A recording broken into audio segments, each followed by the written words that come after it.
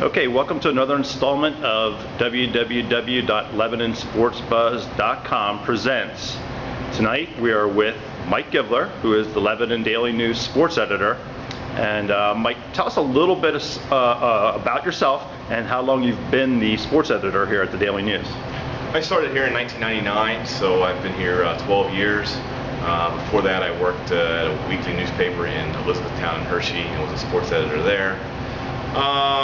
As far as my interests, I play, trying to play a lot of the sports, golf a little bit, bowling a little bit.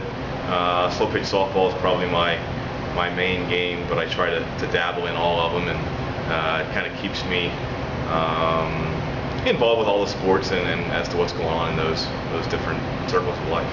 Mike, have you ever heard the expression,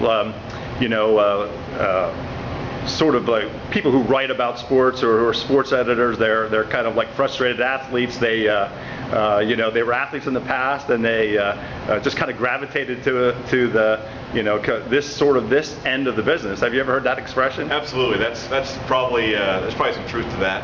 My brother was a pretty good baseball player and played in the minor leagues for a couple of years, and I wasn't the athlete that he was, and I guess if I was going to get on the field, it had to be with a pencil and a pad and a microphone or something like that. So there's probably some truth to that. But growing up around sports, obviously at home, had a big influence on my career choice and what I'm doing now. But I wasn't the athlete that four-star athlete that everybody hopes they are as a boy or as a kid growing up. So I chose the next best thing to go to the events and get paid to do it. Instead of playing, I'm watching and taking notes. Hey, great. Mike, listen, tell us a little bit about what a sports editor does. I'm not sure if everyone out there knows what exactly a sports editor does. Yeah, that's true too. A lot of people think that I'm out covering things or going to the Phillies games every night or whatever, and that's just not the case. For me personally, my job is mostly a desk job. I'm in charge of assigning the stories, assigning my 2 full-time writers and numerous part-time writers to go cover local events, basically, and then to decide also what national stories make the paper, whether it's the Phillies or Eagles or whatever happens to be going on, labor disputes, seems to be the case now, NASCAR stories, whatever. So my job is more of a coordination of things more than anything else. And of course I read over the stories and decide the placement of the stories in the paper as well. What goes on the front page, what goes on the inside pages, and what stories get photos. And I do write some headlines and such, but at this point a lot of that stuff is also done over in New York at our sister paper. But that's pretty much what I do on a daily basis. Mike, can you talk a little bit about the changes that have gone on here at the Daily News since you've been the editor? 12 years. That's a good amount of time. Just some of the things that you've seen people come and go, and the changes in just the industry. Sure. The biggest change, obviously, maybe a lot of people don't know, is that we used to print the paper here, and we no longer do that. About 2 years ago, we downsized greatly. Had to lay some people off, unfortunately, and we no longer print the paper here. It was a general feeling that if we printed the paper somewhere else, we could save a little bit of money by doing it that way, and kind of a coordination of efforts with our sister paper in York. So I used to come in the mornings. I used to start at like 4:30 in the morning and basically put everything together from what was on the night before by the sports writers and lay it out myself, design the pages. Pagination is the technical term for it. And then by 9 o'clock it would print here and it'd be on the streets by 10:30. But now with the York paper doing the printing, we have to come in the evenings and do the work then, and then they help us with the coordination of that over there, and then it prints over there at 7 in the morning and gets shipped up here. So that's probably the biggest change. Technology has helped. Obviously now we have a website, we have a Twitter account, we're on Facebook. So that's stuff that when I started here was a distant, not even close to being something we were thinking about.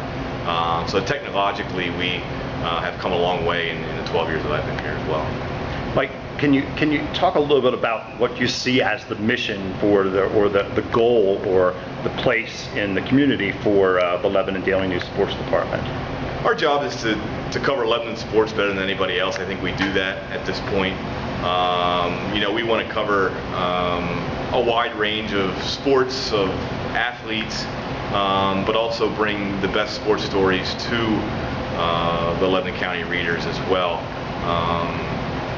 We want to make sure that we're out there covering the important games, the ones that have titles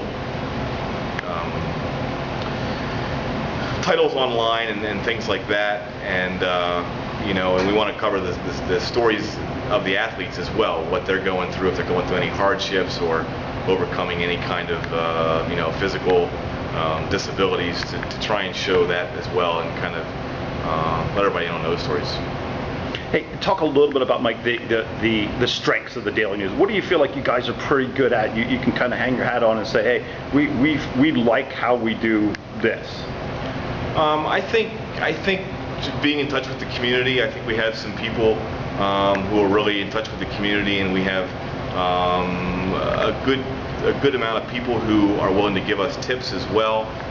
We can't come up with all the things ourselves, so we have people who are willing to call us in and say, hey, did you hear about this person or this team? And I think we're really in touch with the community, through the community, as well as our sports writers.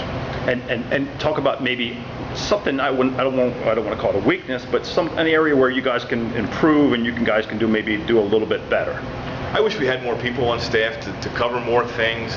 With only two full-timers on staff, that means you usually only cover maybe 1 or 2 events a night. If we had 4 or 5, we could cover a lot more things, and maybe a greater range and variety of sports as well. So more manpower, which is what everybody hopes for, would be nice, but it's not something we can do right now. Hey, Mike, listen, thank you very much for your time. I appreciate your comments, and good luck. Thank you.